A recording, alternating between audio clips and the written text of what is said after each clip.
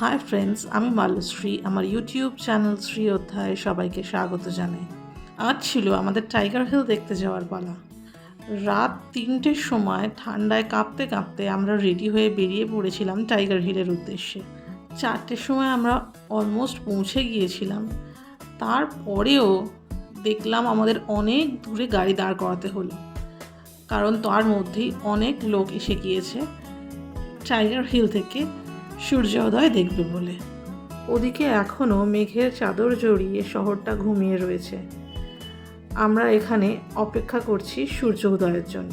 ধীরে ধীরে আকাশটা লাল হয়ে আসছে আর হালকা হালকা আলো পড়ে কাঞ্চনজঙ্ঘা আমাদের সামনে স্পষ্ট হয়ে উঠছে। চাঁদ এদিকে এখনও অস্ত যায়নি। আমরা যখন টাইগার হিলে এসে পৌঁছালাম, চাঁদ তখন মধ্য গগনে আস্তে আস্তে এখন পশ্চিম দিকে ঢলে পড়ছে। লাল আভা ছড়িয়ে আকাশে আস্তে আস্তে সূর্যিমামা উঁকি দিচ্ছে। তার সঙ্গে রূপলি আলোয় ঝকমকিয়ে উঠছে কাঞ্চনজঙ্ঘা। সত্যি বলতে এত ভোরবেলা তো কোনোদিনই ওঠা হয় না। আজ টাইগার হিল থেকে সূর্য উদয়ের সময় কাঞ্চনজঙ্ঘাকে দেখবার আকর্ষণে সবাই সকাল সকাল উঠে পড়েছে। অনেকটাই আলো ফুটেছে, দেখতে পাচ্ছেন ওই মেঘের মাঝখান থেকে কাঞ্চনজঙ্ঘা কেমন মাথা তুলে দাঁড়িয়ে রয়েছে। হালকা লাল আভায় কাঞ্চনজঙ্ঘার চূড়াটা এখনও লাল হয়ে রয়েছে। নিচে গাড়ির সারিগুলো ফিরতি পথ ধরবে এবার। তার মাঝখানেই শেষবারের জন্য কাঞ্চনজঙ্ঘাকে দেখে নেওয়া। আকাশ লাল থেকে ধীরে ধীরে সাদা হয়ে আসছে আর এরপরই সূর্যদেব উঁকি দেবে আকাশে। তার মধ্যেই আমার ক্যামেরায় ধরা পড়ল কাঞ্চনজঙ্ঘার বিভিন্ন রূপ। অবশেষে পূব আকাশে দেখা দিলেন সূর্যদেব। এরপর আর খানিকক্ষণ অপেক্ষা করে আমরা ফিরে চললাম আমাদের অন্য গন্তব্যের উদ্দেশ্যে। মনে অসাধারণ কিছু কাঞ্চনজঙ্ঘার স্মৃতি নিয়ে আমরা চলে এলাম ঘুম মনাস্ট্রিতে।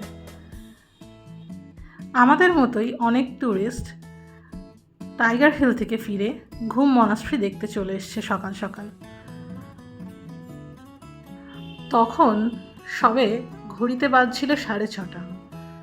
আমরা তার মধ্যেই পৌঁছে গিয়েছি ঘুম মনাস্ট্রিতে। ঘুম মনাস্ট্রি দেখে এরপর আমরা যাব বাতাসিয়া লুপ, কারণ আজকেই আমরা দার্জিলিং ছাড়ব এবং রওনা হব শিটংয়ের উদ্দেশ্যে। বাইরে বেশ ভালোই ঠান্ডা ছিল। জুতো খুলে ঠান্ডা মেঝেতে পা দিয়ে বুঝতে পারলাম মেঝেটা ভয়ানক ঠান্ডা। যাই হোক, তার মধ্যেই আমরা পৌঁছে গেলাম মনাস্ট্রির একদম ভেতরে। নানান রং বেরঙের আঁকা সারা মনাস্ট্রির দেওয়াল জুড়ে বৌদ্ধের জীবন কাহিনী বর্ণনা করা হয়েছে, যার মধ্যে সামনেই রয়েছে একটা লাফিং বুদ্ধ। যাই হোক, মনাস্ট্রিটা দেখে আমরা আস্তে আস্তে বাতাসিয়া লুপের পথ ধরলাম। যাই হোক, আমরা পৌঁছে গেলাম বাতাসিয়া লুপে। চলুন সবাই মিলে জায়গাটা ঘুরে দেখি।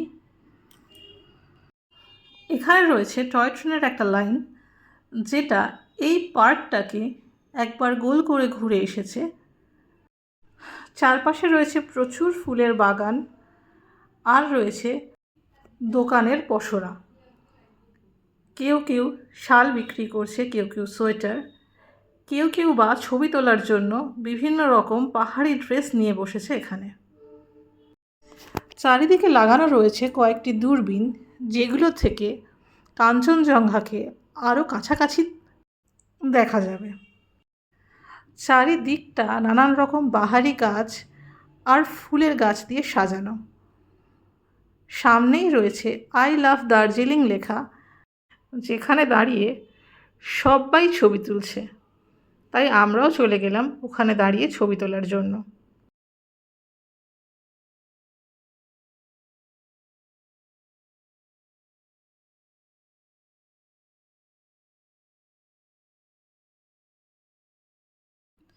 এখানে রয়েছে একটি ওয়্যার মেমোরিয়াল, যেটা কিনা 1995 সালে জনসাধারণের জন্য খুলে দেওয়া হয়। এটি যে সমস্ত গোর্খা সৈনিকরা দেশের জন্য প্রাণ দিয়েছেন তাদের স্মৃতিতে বানানো। এরপর আমরা কিছু ছবি তুলে নিয়ে বেরিয়ে পড়লাম এখান থেকে। এরপর যাব হোটেল, সেখান থেকে সরাসরি চলে যাব শিটংয়ের উদ্দেশ্যে। পরবর্তী ভ্লগ দেখতে হলে অবশ্যই সঙ্গে থাকবেন। আবার নতুন একটা ভ্লগ নিয়ে আপনাদের সামনে হাজির হব আমি। ততদিন পর্যন্ত সবাই ভালো থাকবেন, সুস্থ থাকবেন। নমস্কার।